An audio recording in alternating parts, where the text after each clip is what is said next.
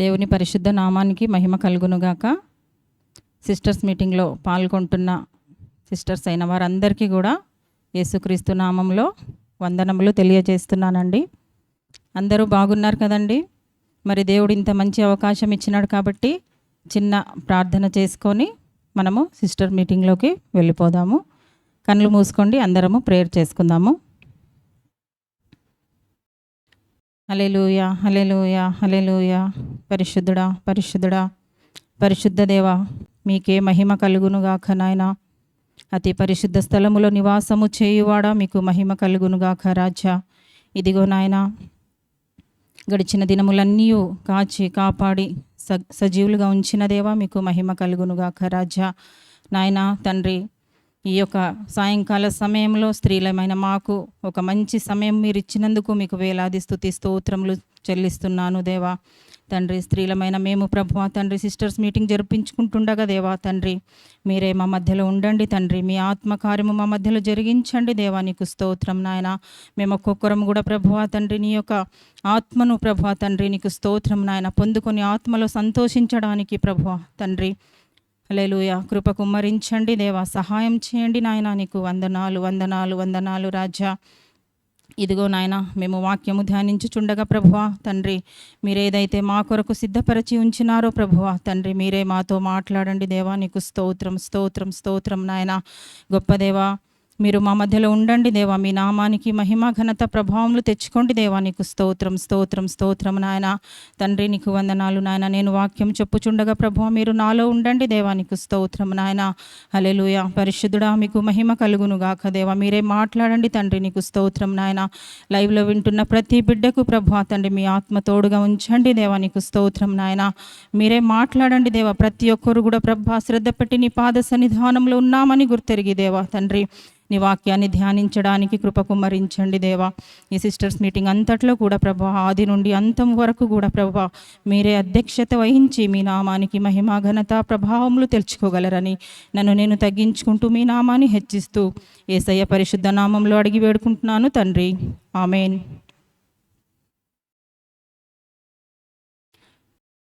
రండి వాక్యం ధ్యానించడానికి. లూకా సువార్త 17వ అధ్యాయము 26 నుండి చదువుతున్నాను, మీరు కూడా చూడండి. నోవాహు దినములలో జరిగినట్టు మనుష్య కుమారుని దినములలోనూ జరుగును. నోవాహు ఓడలోనికి వెళ్ళిన దినము వరకు జనులు తినుచు త్రాగుచు పెండ్లాడుచు పెండ్లికియ్యబడుచు నుండిరి.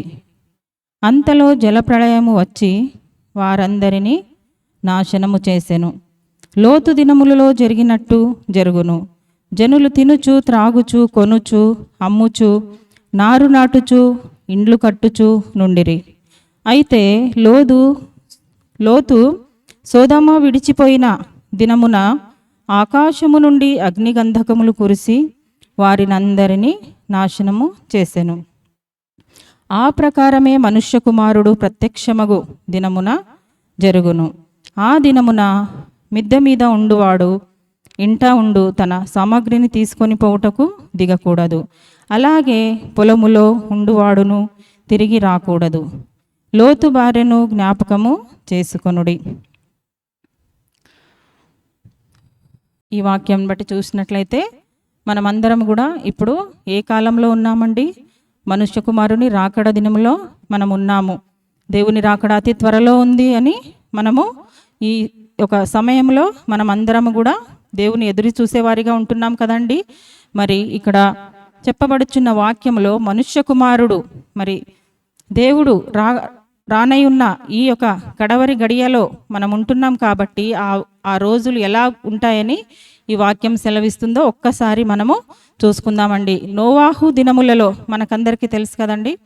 నోవాహు దినములలో ఏం జరిగింది మనకందరికీ తెలుసు. ఇప్పుడు మనుష్య కుమారుడు రానై ఉన్న ఈ దినములలో కూడా నోవాహు దినములో జరిగినట్లుగానే ఈ రోజుల్లో కూడా జరుగుతాయని ఇక్కడ వాక్యము సెలవిస్తుందండి. నోవాహు గురించి ఒకసారి చూసుకుందాము. ఆదికాండము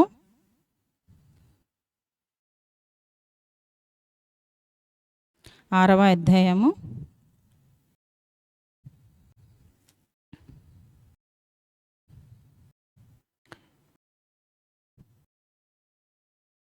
5వ వచనం ఒకసారి చదువుకుందామండి. నరుల చెడుతనము భూమి మీద గొప్పదనియు వారి హృదయము యొక్క తలంపులోని ఊహ అంతయు ఎల్లప్పుడూ కేవలము చెడ్డదని యెహోవా చూచి. నోవాహు యొక్క దినములో అక్కడ ఏం జరుగుతుందండి? భూమిపైన వారి హృదయము యొక్క తలంపులోని ఊహ అంతయు ఎల్లప్పుడూ కేవలము చెడ్డదని యెహోవా చూసినాడంట అండి. అక్కడ చూసినప్పుడు దేవునికి అందరూ కూడా ఎలా కనిపిస్తున్నారండి? తాను భూమి మీద చేసినందుకు ఆయన యెహోవా సంతాపం నొంది తన హృదయంలో నొచ్చుకున్నాడంటే అండి. అంతగా అక్కడ జనులు ఉన్నారు, తినుచు త్రాగుచు ఉన్నారన్నమాట. అక్కడ ఎంతగానో పాపము విస్తరించిపోయింది. దేవుని భయము ఏమాత్రం కూడా లేకుండా ఎవరికి ఇష్టం వచ్చిన ప్రకారం వారు అక్కడ జీవించడము జరుగుతుందన్నమాట. అందుకని ఇక్కడ దేవుడు ఏమంటున్నాడు? తాను భూమి మీద నరులను చేసినందుకు యెహోవా సంతాపము నొంది తన హృదయంలో నొచ్చుకున్నాడంట. చూడండి, దేవుడు ఎంత ఇష్టపడి ఈ మానవుని సృష్టించుకున్నాడండి. ఈ మానవుడు నన్ను స్తుతించాలి, నాకు లోబడి ఉండాలి అని చెప్పేసి దేవుడు ఎంతగానో ఇష్టపడి సృష్టించినప్పటికీ కూడా అక్కడ ఏం జరుగుతుందండి? పాపము రోజు రోజుకి విస్తరిస్తుందన్నమాట. అందుకనే అప్పుడు 7వ వచనం చూడండి. యెహోవా, నేను సృజించిన నరులతో కూడా జంతువులను, పురుగులను, ఆకాశ పక్షాదులను భూమి మీద నుండకుండా తుడిచివేయుదును. ఏలయనగా నేను వారిని సృష్టించినందుకు సంతాపము నొంది ఉన్నానెను. అయితే నోవాహు యెహోవా దృష్టి యందు కృప పొందినవాడాయను. చూడండి, అక్కడున్న జనులందరూ కూడా పాపము చేత నిండి ఉండగా మరి అక్కడ ఒకే ఒక వ్యక్తి అండి దేవుని దృష్టికి కృప పొందినవాడాయను. ఆయన ఎవరంటే నోవాహు. అయితే నోవాహు యెహోవా దృష్టికి కృప పొందినవాడాయను. నోవాహు నీతిపరుడును తన తరములో నిందారహితుడునై ఉండెను. నోవాహు దేవునితో కూడా నడిచినవాడు. చూడండి, అంత పాపము జరుగుచున్నప్పటికీ కూడా అక్కడ దేవుని కొరకు నిలబడినటువంటి ఒక వ్యక్తిని మనము చూస్తున్నామండి. ఆయన పేరే నోవాహు. ఆయన ఎంతగానో దేవుని యందు భయభక్తి కలిగి అక్కడ ఆయన నీతిపరుడుగా ఉన్నట్టు, నిందారహితుడుగా ఉన్నట్టు మనము చూస్తున్నామండి. ఆయన దేవునితో కూడా నడిచినవాడంట. మరి చూడండి, అంత పాప లోకంలో కూడా మరి చుట్టుముట్టు పాపం ఉన్నప్పటికీ కూడా ఏమాత్రం కూడా ఆ పాపానికి ఏ సంబంధం కూడా లేకుండా వారితో కలవకుండా మరి ఈ యొక్క నోవాహు కుటుంబము, నోవాహు యొక్క కుటుంబం ఎంతగానో దేవుని సన్నిధిలో ఉన్నట్టుగా మనం ఇక్కడ చూస్తున్నామండి. 10వ వచనము. షేము, హాము, యాపేతను ముగ్గురు కుమారులు నోవాహు కనెను. భూలోకము దేవుని సన్నిధిని చెడిపోయి ఉండెను. భూలోకము బలాత్కారంతో నిండి ఉండెను. దేవుడు భూలోకమును చూచినప్పుడు అది చెడిపోయి ఉండెను. చూడండి, ఎప్పుడైతే దేవుడు అప్పుడు భూమిపైకి చూస్తున్నాడో అక్కడ సమస్త భూమి కూడా చెడిపోయినట్టుగా దేవుని సన్నిధిలో కనిపిస్తూ ఉందండి. భూమి మీద సమస్త శరీరులు తమ మార్గమును చెరిపివేసుకున్నారు. అక్కడ దేవుడు అంటేనే మరి ఎవరు కూడా పట్టింపు లేకుండా మరి అక్కడ అంత పాపము విస్తరించి ఆ భూమి అంతా కూడా తన్ను తానే వారు ఏం చేసుకున్నారు? సమస్త శరీరులు తమ మార్గమును చెరిపివేసుకున్నట్టుగా మనము చూస్తున్నామండి. అయితే అప్పుడు దేవుడు నోవాహుతో మాట్లాడతాడండి.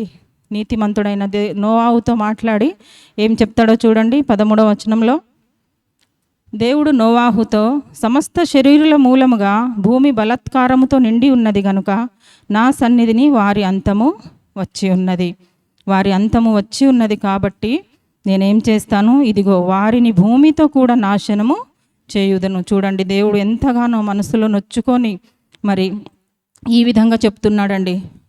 ఇదిగో వారిని భూమితో కూడా నాశనం చేస్తానని చెప్తున్నాడు. వీరిని నేను కాపాడలేను. ఎందుకంటే వీళ్ళు చాలా భూమి అంతా కూడా చెడిపోయింది. మానవులందరూ కూడా తమ మార్గమును చెరిపివేసుకున్నారు కాబట్టి నేనేం చేస్తాను? ఇదిగో వారిని భూమితో కూడా నాశనం చేస్తానని నోవాహుతో దేవుడు మాట్లాడుచున్నాడండి. చితిసారకపు మ్రానుతో నీ కొరకు ఓడను చేసుకొనము. ఇంకొక మాట దేవుడు అక్కడ చెప్పినట్టుగా చూస్తున్నామండి. ఈ లోకం అంతా కూడా, ఈ భూమి అంతా కూడా నేను నాశనం చేస్తున్నాను కాబట్టి నీ కొరకు ఏం చేసుకోవాలి? ఒక ఓడను చేసుకొనుము. అరలు పెట్టి ఆ ఓడను చేసి లోపటను వెలుపటను దానికి కీలు పూయవలెను. నీవు దానిని చేయవలసిన విధం ఇది. ఈ విధంగా నువ్వు చేయాలనేసి కింద 2-3 వచనంలో చదివినట్లయితే ఏ విధంగా చేయాలో దేవుడు చెప్తాడండి. నోవాహుకు, ఒక నీతిమంతుడైన నోవాహుకు దేవుడు చెప్తాడు, నీ కొరకు నువ్వు ఒక ఓడను సిద్ధపరచుకోమని చెప్తాడు. 18వ వచనం చూసినట్లయితే, అయితే నీతో నా నిబంధన స్థిరపరచుదును, నీవును నీతో కూడా నీ కుమారులను నీ భార్యయు నీ కోడండ్రును ఆ ఓడలో ప్రవేశింపవలెను. దేవుడు మళ్ళీ ఏం చెప్తున్నాడండి, ఒక ఓడను తయారు చేయాలి. ఓడ చేసిన తర్వాత అందులో నీతో నా నిబంధన, అయితే నీతో నా నిబంధన స్థిరపరచుదును గనుక నీవును నీతో కూడా నీ కుమారులను నీ భార్యయు నీ కోడండ్రును ఆ ఓడలో ప్రవేశింపవలెను. చూడండి, నీతిమంతులైన వారికి దేవుడు ఎక్కడున్నా కూడా రక్షిస్తాడండి. మరి నోవాహు ఒక్కడే కాదు కానీ ఆయన యొక్క కుటుంబం అంతా కూడా, ఆ నోవాహు యొక్క భార్య కూడా, మరి 3 కుమారులు 3 కోడండ్రు అందరూ కూడా ఓడలో ప్రవేశించాలి అన్నప్పుడు వాళ్ళందరూ కూడా ఆ ఓడలో ప్రవేశిస్తారండి. దేవుడు అతనికి ఆజ్ఞాపించిన ప్రకారము యావత్తు చేసెను. దేవుడు ఏదైతే ఆజ్ఞ ఇచ్చాడో ఆ విధంగా నోవాహు ఒక ఓడను సిద్ధపరిచి అందులోకి వాళ్ళందరూ కూడా వెళ్ళినట్టుగా చూస్తామండి. అదేవిధంగా ప్రతి జాతిలో నుండి కూడా మరి ప్రతి ఒక్కొక్క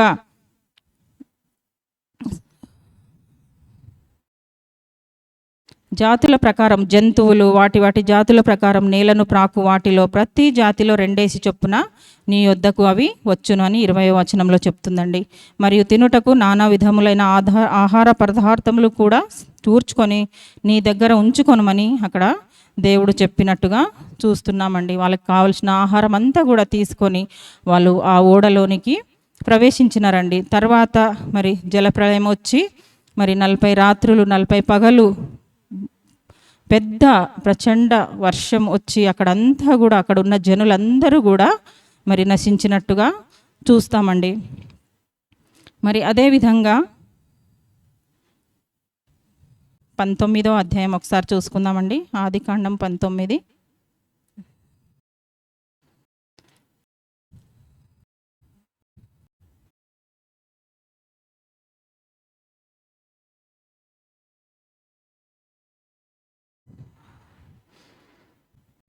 చదువుతున్నాను చూడండి. అప్పుడు ఆ మనుష్యులు లోతుతో, ఇక్కడ నీకు మరి ఎవరైనా ఉన్నారా? నీ అల్లుని నీ కుమారులను నీ కుమార్తెలను ఈ ఊరిలో నీకు కలిగిన వారందరినీ వెలుపలికి తీసుకొని రమ్ము. మేము ఈ చోట నాశనము చేయవచ్చి తినిమి.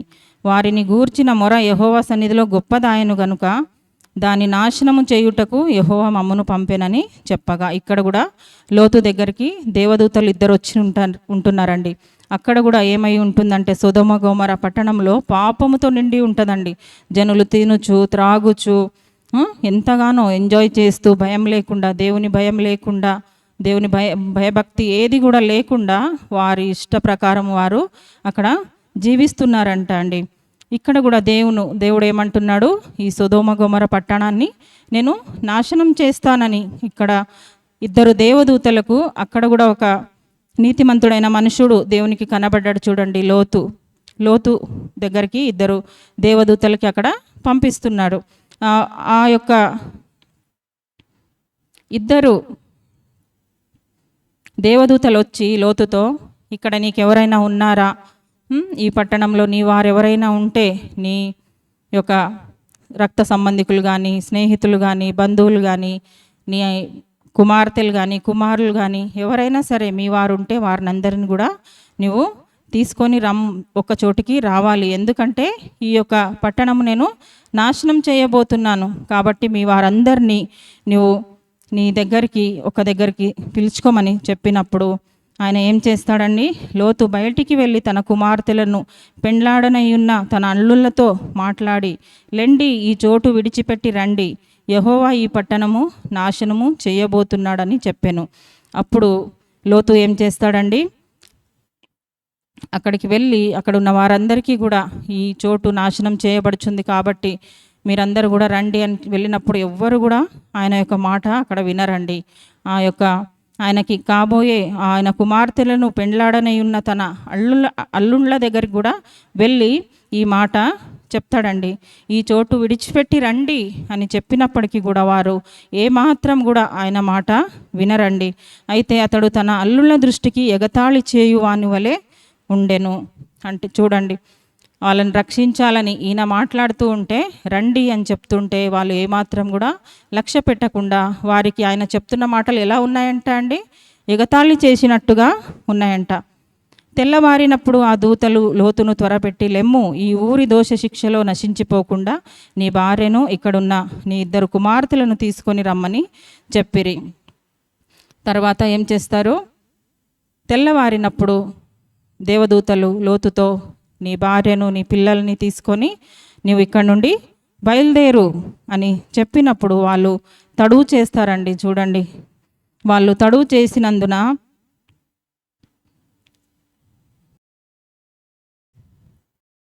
అతని మీద యెహోవా కనికరపడుట వలన ఆ మనుష్యులు అతని భార్య చేతిని అతని 2 కుమార్తెల చేతులను పట్టుకొని వెలుపలికి తీసుకొని వచ్చి ఆ ఊరి బయట నుంచిరి. చూడండి, వాళ్ళు అక్కడ తడువు చేసినందున దేవదూతలే వాళ్ళ చేతులను పట్టుకొని వారిని ఊరి అవతలికి తీసుకొచ్చినట్టుగా చూస్తున్నామండి. ఆ దూతలు వారిని వెలుపలికి తీసుకొచ్చిన తర్వాత, నీ ప్రాణము దక్కించుకున్నట్టు పారిపోము, నీ వెనుక చూడకుము, ఈ మైదానంలో ఎక్కడనూ నిలువకము, నీవు నశించిపోకుండా ఆ పర్వతంకు పారిపోమని చెప్పగా, చూడండి, మీరు త్వరగా రండి, ఆ పర్వతానికి మీరు త్వరగా పారిపోండి, ఏమాత్రం కూడా మీరు వెనుకకు చూడొద్దు అని చెప్పినప్పుడు మరి లోతు అడుగుతాడండి, అక్కడికి వెళ్ళడానికి లేట్ అవుతుంది కాబట్టి ఇక్కడ పక్కనే ఉన్న ఒక చిన్న ఊరికి మేము అక్కడికి వెళ్తామన్నప్పుడు, నీవు చెప్పిన ఈ ఊరు నాశనం చేయను, వెళ్ళండి అన్నప్పుడు వాళ్ళు ఆ ఊరికి వెళ్ళడం జరుగుతుందండి.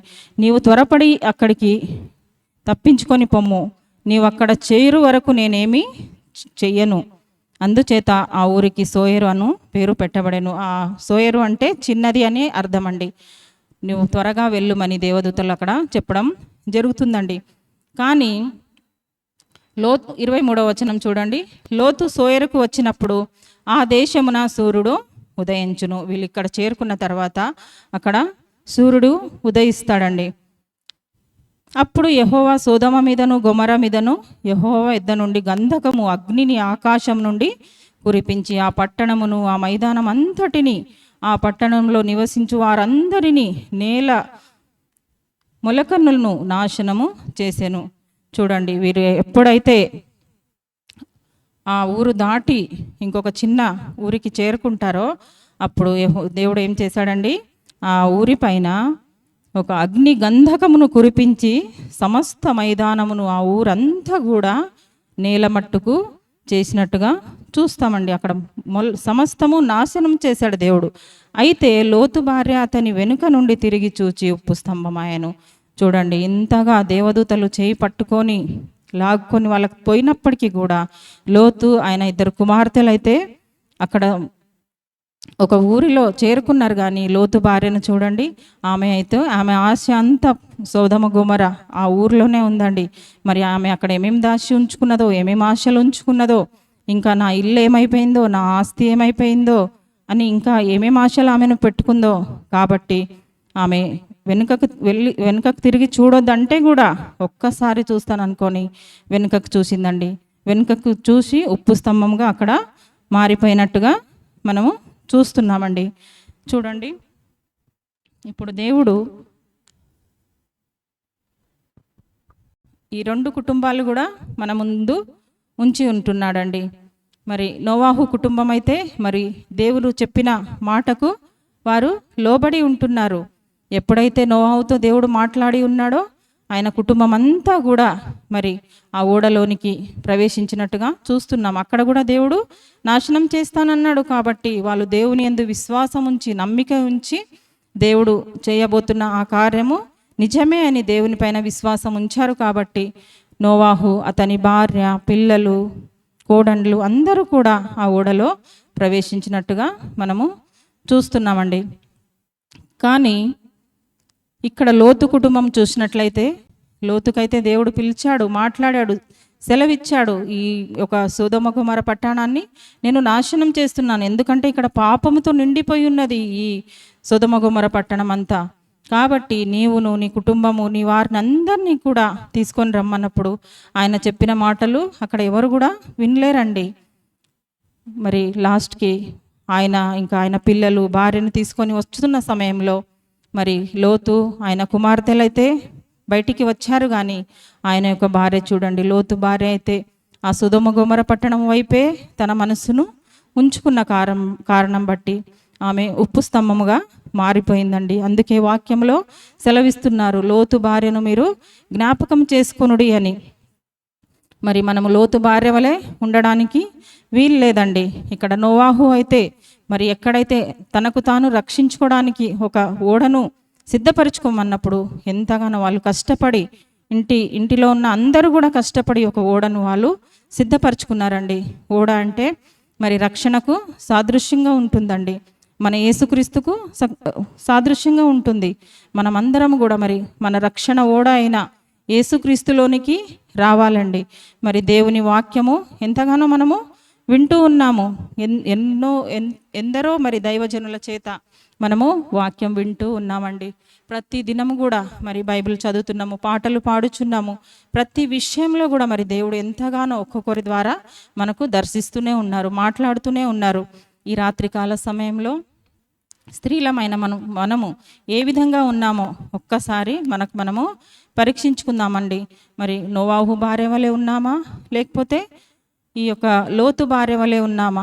నోవాహు భార్య అయితే భర్తకు లోబడిందండి, భర్తతో దేవుడు మాట్లాడాడు. కానీ నా భర్తతో మాట్లాడిన దేవుడు నిజముగా ఈ పనిని చేస్తాడు. కాబట్టి మనం రక్షింపబడాలంటే, నేను, నా కుటుంబము, నా పిల్లలు రక్షింపబడాలంటే ఓడలోనికి మేము ప్రవేశించాలని గ్రహించి మరి ఎంతగానో వాళ్ళు రక్షణ కొరకు ఓడలోకి వచ్చి ఉంటున్నారండి.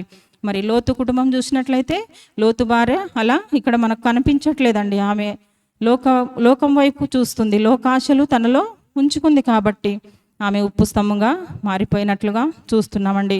మనమందరం కూడా స్త్రీలమైన మనము ఎలా ఉండాలండి? ఒక నోవాహు భార్య వలె మనము ఉందామండి. దేవుని వాక్యానికి, భర్త యొక్క మాటలకి మనము విలువ ఇచ్చేవారిగా, వారి సన్నిధిలో మరి మన బాధ్యత ఏంటి? దేవుడు చెప్పిన మాట ప్రకారంగా మనము జీవించాలి. కాబట్టి నోవాహు భార్య వలె మనం అందరం కూడా సిద్ధపడదామండి. ఎవరైనా సిద్ధం లేకపోతే ఇప్పుడే ఇదే క్షణం సిద్ధపడండి. మరి అదేవిధంగా లోతు భార్యను మీరు జ్ఞాపకం చేసుకోండి, ఆమెలాగా మీరు ఉండొద్దని దేవుని వాక్యం సెలవిస్తుంది. కాబట్టి ఏమాత్రం కూడా లోకం వైపు చూడకుండా, ఎన్ని రోజులకైనా ఈ లోకము ఒకరోజు నశించిపోయేదే.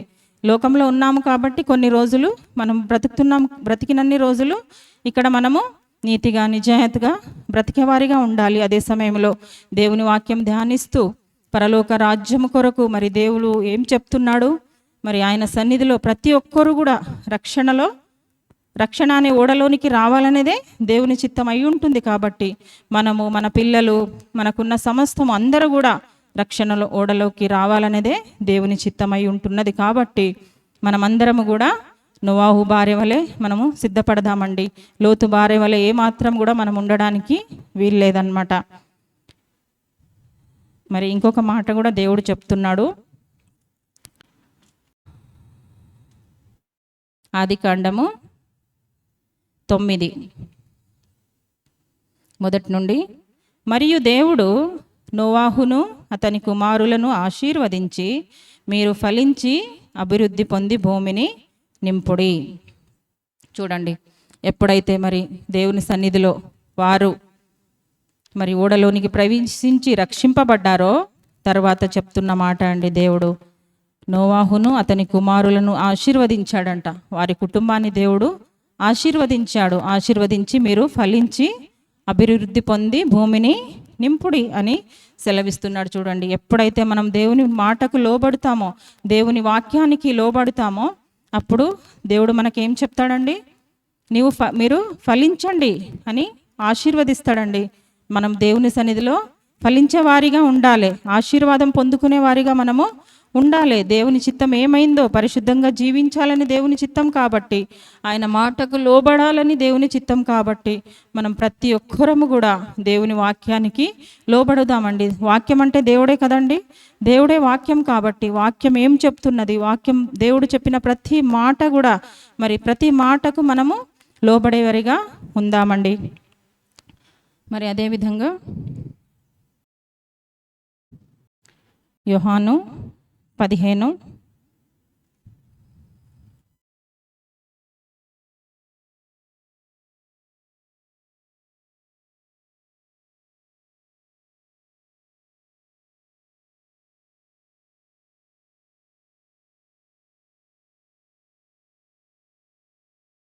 4వ వచనం చదువుతున్నాను చూడండి.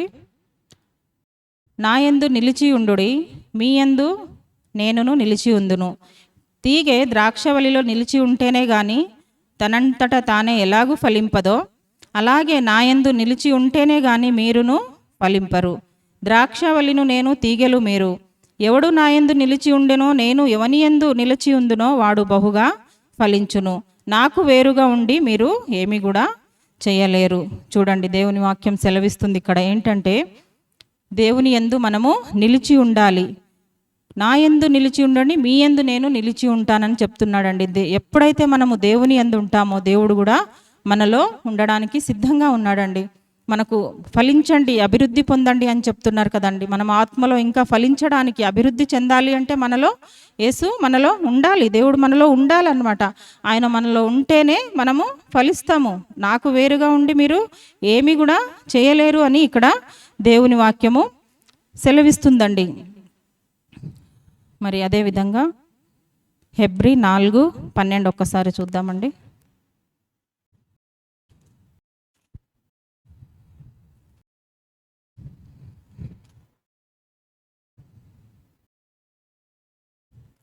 ఎందుకనగా దేవుని వాక్యము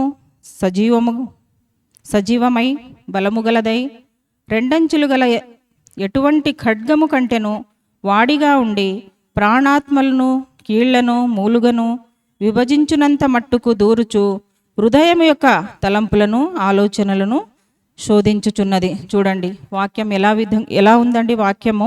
వాక్యము దేవుని వాక్యము సజీవమై ఉన్నదండి. సజీవమైన వాక్యము, బలముగా ఉన్న వాక్యము రెండంచులు కూడా ఎటువంటి ఖడ్గము కంటేనూ వాడిగా ఉంది. ప్రాణాత్మ కీళ్లను మూలుగులను విభజించునంత మట్టుకు దూరుచు హృదయం యొక్క తలంపులను ఆలోచనలను శోధించుచున్నది. చూడండి, దేవుడు మనం ఎక్కడ ఉన్నా కూడా చూసే దేవుడు అండి.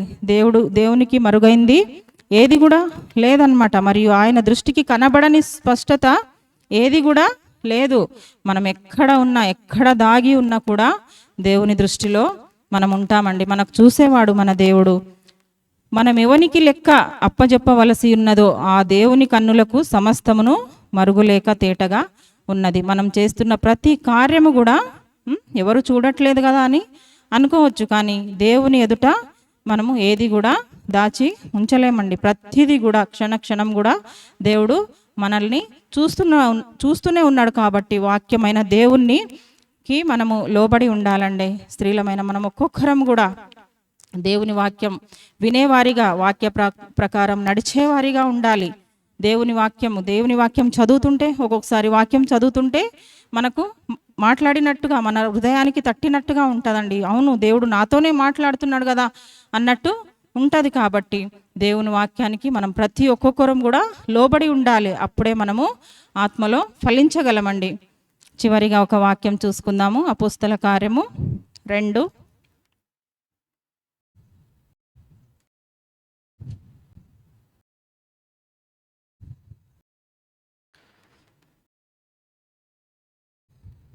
రెండవ అధ్యాయము 38వ వచనం చూడండి. పేతురు, మీరు మారు మనస్సు పొంది పాపక్షమాపణ నిమిత్తము ప్రతివాడు యేసుక్రీస్తు నామమున బాప్తిసము పొందుడి.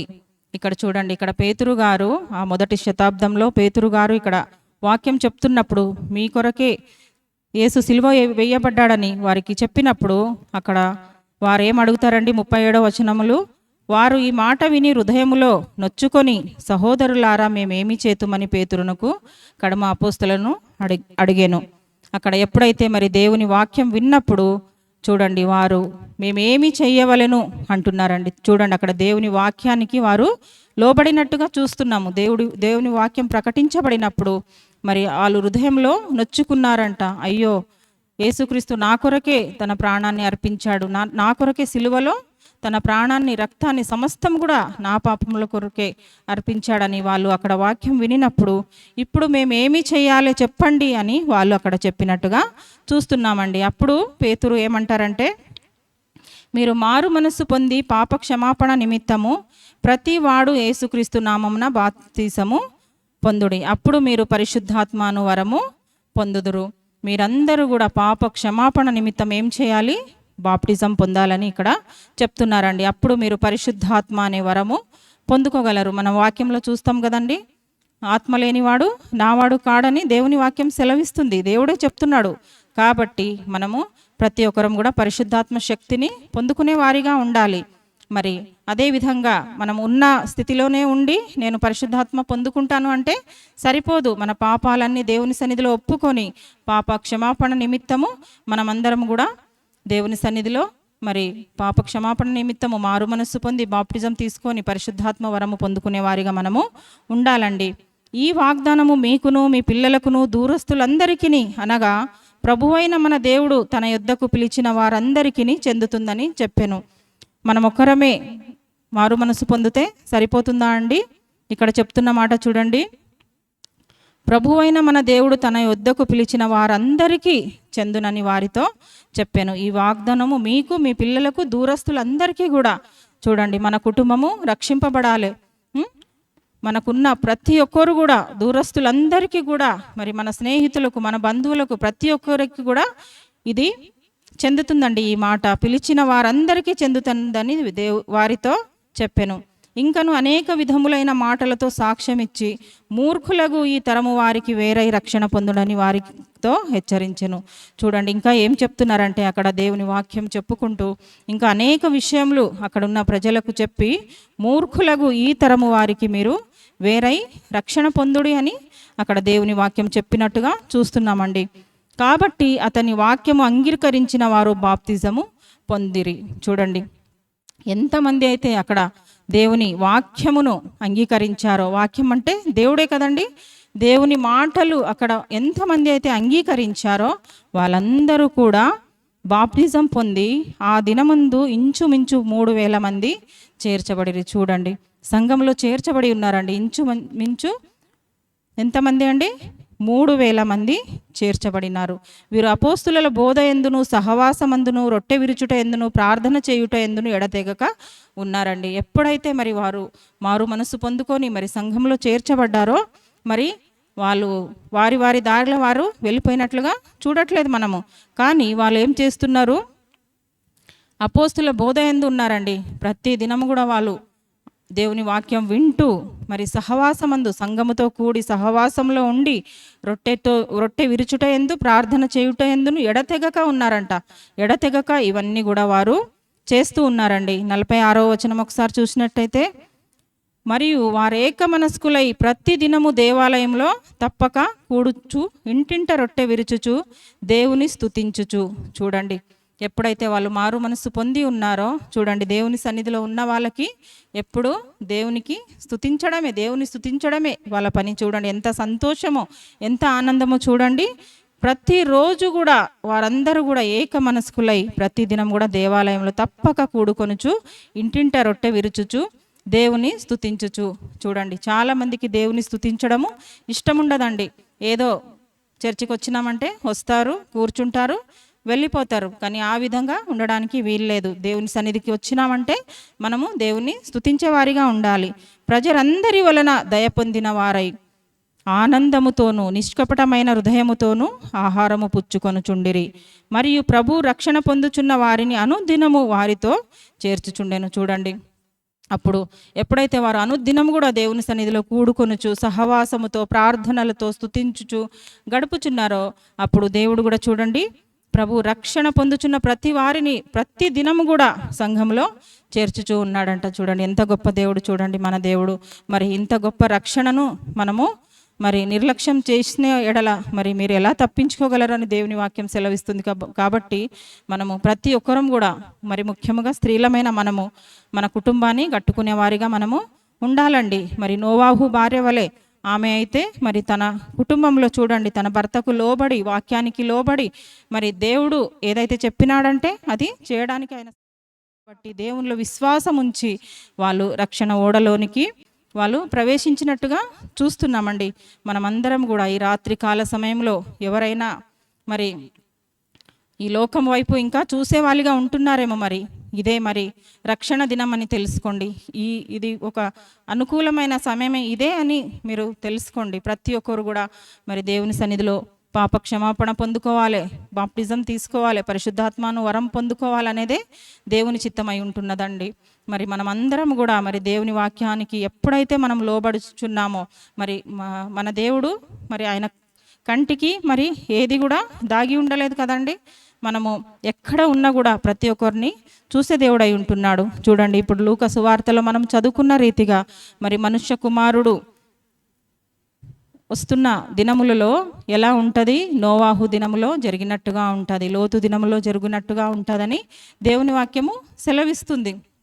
ఇప్పుడు లోకంలో మనం చూసినట్లయితే అదే జరుగుతుంది కదండి. ఎక్కడ చూసినా శాంతి లేదు, సమాధానం లేదు, కొట్లాటలు ఎక్కడ చూసినా మరి ఒకరిపైన ఒకరు పడడము ఇవే జరుగుతున్నాయి. మరి తినొచ్చు, త్రాగుచు, ఎంజాయ్ చేస్తూ మరి దేవుని భయం లేకుండా ఎంతోమంది ఉంటున్నారండి. దేవుని వాక్యం చెప్తే కొందరు వింటున్నారు, కొందరు వినేవారిగా ఉండలేకపోతున్నారు. కాబట్టి ఈరోజైనా మరి ఎవరైతే రక్షణ పొందుకోలేదో, మరి పాప క్షమాపణ పొందుకోలేదో అలాంటి వారు దేవుని సన్నిధికి వచ్చి, ప్రభువా తండ్రి నా పాపములన్నీ నీ సన్నిధిలో ఒప్పుకుంటున్నాను, నన్ను రక్షించండి, నీ యొక్క మార్గంలో నన్ను నడిపించండి, నీ సన్నిధిలో సంపూర్ణంగా నేను లోబాడుతాను అని దేవుని సన్నిధిలో ఎవరైతే ఒప్పుకుంటారో మరి అలాంటి వారికి రక్షించడానికి దేవుడు తన 2 చేతులు చాపుకొని ఎల్లప్పుడూ కూడా సిద్ధంగా ఉన్నాడండి. మరి ఈ రాత్రికాల సమయంలో మరి ఇన్ని వాక్యముల ద్వారా దేవుడు మనతో మాట్లాడి ఉంటున్నాడు. ఈ లోకం కూడా ఒకరోజు నశించిపోయేదే. మరి దేవుడు ఇప్పుడు వస్తాడో రేపు వస్తాడో, మరి నేడో రేపో ఎప్పుడు వస్తాడో మనకు తెలియదు. కాబట్టి దేవుడు వచ్చే వరకు మనం అందరం కూడా సిద్ధపడి ఉండాలండి. సిద్ధపడితే కానీ దేవుని సన్నిధిలో మనము ఎత్తబడేవారిగా ఉంటాము, ఎత్తబడేవారి గుంపులో ఉంటాము. కానీ సిద్ధపడకపోతే మరి ఈ లోకంలో నశించిపోవాల్సి వస్తుంది. చూడండి లోతు భార్య అయితే మరి లోకం వైపు చూస్తూ లోకాశలన్నీ లోపల ఉంచుకుంది కాబట్టి ఆమె ఉప్పు స్తంభంగా మారిపోయింది. మరి నోవాహు భార్య అయితే దేవుని మాటకు లోబడింది, భర్త మాటకు లోబడింది.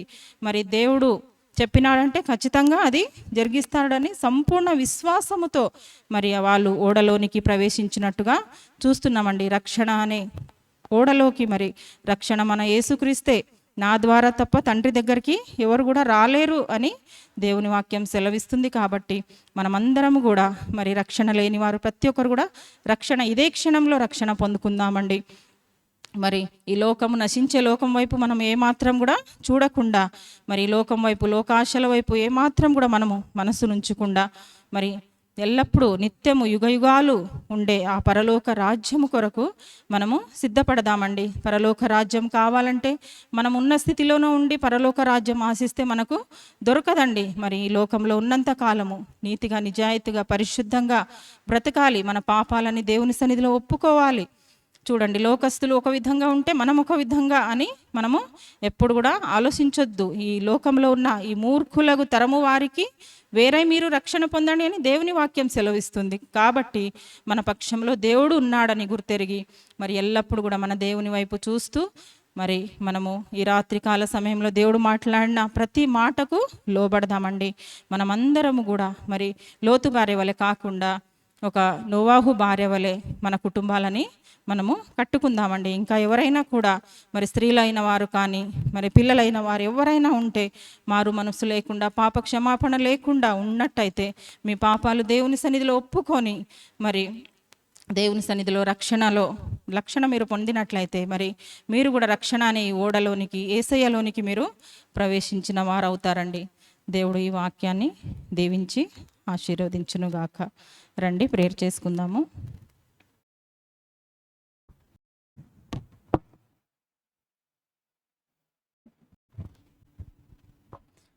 హల్లెలూయా, హల్లెలూయా, హల్లెలూయా, హల్లెలూయా. పరిశుద్ధుడా, పరిశుద్ధుడా, పరిశుద్ధుడా, పరిశుద్ధ దేవా, మీకు మహిమ, మీకు మహిమ, మీకు మహిమ కలుగును గాక దేవా. ఇదిగో నాయన, ఈ రాత్రి కాల సమయంలో దేవా తండ్రి, ఈ సిస్టర్స్ మీటింగ్లో ప్రభువా తండ్రి, ఆది నుండి కూడా ప్రభా ఇప్పుడు వరకు కూడా ప్రభువా మీ సన్నిధి మాకు తోడుగా ఉంచిన దేవా, మీకు వందనాలు, వందనాలు, వందనాలు రాజా. ఇదివరకు మీరు మాట్లాడిన ప్రతి మాటకై వేలాది స్తుతి స్తోత్రం చెల్లిస్తున్నాను దేవా. తండ్రి నీకు మహిమ కలుగును గాక దేవా. లైవ్లో వీక్షిస్తున్న ప్రతి బిడ్డతో మీరు మాట్లాడండి దేవా. నీకు స్తోత్రం, స్తోత్రం, స్తోత్రం నాయన. తండ్రి 2 కుటుంబాలను మా ముందు ఉంచినారు దేవా. నీకు స్తోత్రం, స్తోత్రం, స్తోత్రం నాయన. తండ్రి నోవాహు కుటుంబము దేవా, లోతు కుటుంబము దేవా, నీకు స్తోత్రం, స్తోత్రం. అవును రాజా, ఈ రాత్రి కాల సమయంలో ప్రభువ మేము ప్రభు ఏ కుటుంబం వల్ల మేము ఉంటున్నామో దేవా, మమ్మల్ని మేము పరీక్షించుకోవడానికి మీరిచ్చిన అవకాశముకై వేలాది స్తుతి స్తోత్రం చెల్లిస్తున్నాము దేవా. హల్లెలూయా. పరిశుద్ధుడా, మీకు మహిమ కలుగును గాక నా యేసయ్య. లోతు భార్య వల్ల మేము ఉండడానికి వీల్లేదు దేవా. నీకు స్తోత్రం, స్తోత్రం, స్తోత్రం నాయన. హల్లెలూయా. తండ్రి నోవాహు భార్య వల్ల మేము ఉండడానికి సహాయం చేయండి దేవా. అనుదినము కూడా ప్రభువా నీ వాక్యానికి లోబడుతూ ప్రభువా నీకు స్తోత్రము నాయన. తండ్రి నీవు చెప్పిన ప్రతి వాక్యం ప్రకారంగా మేము జీవించడానికి సహాయం చేయండి, కృప కుమ్మరించండి దేవా. నీకు స్తోత్రం నాయన. హల్లెలూయా. పరిశుద్ధుడా, మీకు మహిమ కలుగును గాక దేవా. నోవాహు కుటుంబం అయితే ప్రభువా తన భార్య, పిల్లలు, కొడుకులు, కోడండ్లు అందరూ కూడా ప్రభువా తండ్రి ఓడలోనికి ప్రవేశించినట్టుగా చూస్తున్నాం దేవా. రక్షణ ఓడై ఉన్న మా యేసయ్య, మీకు మహిమ కలుగును గాక దేవా. ఇదిగో నాయన, మా సంఘంలో ఉన్న వారిని జ్ఞాపకం చేసుకోండి దేవా. తండ్రి ఇంకా రక్షణ లేకుండా ఎవరైనా ఉన్నారేమో ప్రభువా తండ్రి, నీకు స్తోత్రము. పరిశుద్ధుడా, చిన్నవారు మొదలుకొని పెద్దవారి వరకు ప్రభువా ఏ ఒక్కరు కూడా ప్రభువా తండ్రి రక్షణ పొందకుండా ఉండడానికి వీల్లేదు కాబట్టి ప్రభువా నీ వాక్యానికి లోబడి ప్రభువా తమ పాపాలు ఒప్పుకొని తండ్రి నీకు స్తోత్రము నాయన. రక్షణ ఓడలోనికి ప్రవేశించడానికి సహాయం చేయండి ప్రభువా తండ్రి. రక్షణ ఓడలోనికి ప్రవేశించినట్లయితే ప్రభువా ఈ లోకంలో ప్రభువా ఎంత జలప్రలయం వచ్చినా, ఎంత అగ్నిగంధకం వచ్చినా కూడా ప్రభువా తండ్రి మేము భయపడకుండా ప్రభువా నీతో కూడా మేము ఉంటాము కాబట్టి నాయన నీకు స్తోత్రము నాయన. లైవ్లో వాక్యం విన్న ప్రతి బిడ్డతో కూడా మీరు మాట్లాడి ఉంటున్నారని నేను నమ్ముచున్నాను తండ్రి. నీకు స్తోత్రం నాయన. ప్రతి బిడ్డ కూడా ప్రభువా తండ్రి పాప క్షమాపణ పొందుకొని మారు మనస్సు పొందుకొని ప్రభువా రక్షణ ఓడలోనికి ప్రభువా రావడానికి మీ కృప కుమ్మరించండి నాయన. నీకు స్తోత్రం, స్తోత్రం, స్తోత్రం నాయన. హల్లెలూయా. పరిశుద్ధుడా, మీకు మహిమ కలుగును గాక దేవా. మూర్ఖ తరములకు ఈ జనులకు వేరై ఉండి మీరు రక్షణ పొందుడి అని నీ వాక్యం సెలవిస్తుంది కాబట్టి దేవా తండ్రి నీ యందు ప్రభా అనుదినము కూడా మేము ప్రభువా రక్షణ పొందుచు ఇంకా నీ యందు ఆనందించుచు సంతోషించుచు నిన్ను స్తుతించుచు ప్రభువా ప్రతి ఒక్కరం కూడా సిద్ధపడడానికి మీ కృప కుమ్మరించి సహాయం చేయండి దేవా. ఇదివరకు ప్రభువా మీరు నాలో ఉండి మీరే మాట్లాడి మీ నామానికి మహిమా ఘనత ప్రభావములు తెచ్చుకున్నారని నేను నమ్ముచున్నాను దేవా. ప్రభువా తండ్రి చెప్పబడిన ప్రతి వాక్యము కూడా ప్రభువా నీరు కట్టి ఫలింపచేయండి దేవా. నీకు స్తోత్రము నాయన. కొన్ని ఆత్మలైన ప్రభువా తండ్రి రక్షింపబడడానికి మీ కృప కుమ్మరించండి దేవా. నీకు స్తోత్రము నాయన. ఆత్మకార్యము చేయవాడవు నీవే దేవా. నీకు వందనాలు, వందనాలు, వందనాలు రాజా. పరిశుద్ధాత్మ దేవా మీకు మహిమ కలుగును గాక దేవా. నీ యొక్క రాకడ ప్రభు అతి త్వరలో ఉంది కాబట్టి దేవా నీకు స్తోత్రము నాయన తండ్రి.